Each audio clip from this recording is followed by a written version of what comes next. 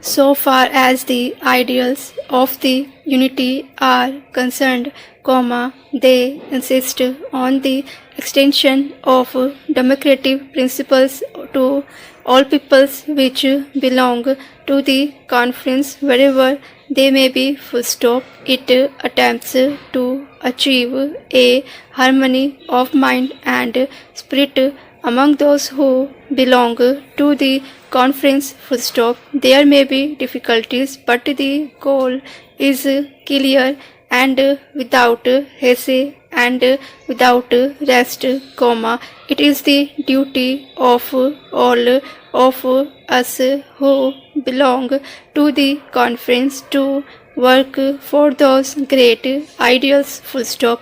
We talk about peaceful coexistence, the concept of active peaceful coexistence. Full stop. It affects not merely international relations but it also has a bearing on domestic relations, also on national problems, and if a policy of peaceful, active coexistence is promoted in countries which have their own problems to face, there is no doubt that will be able to reach the goal. Full stop.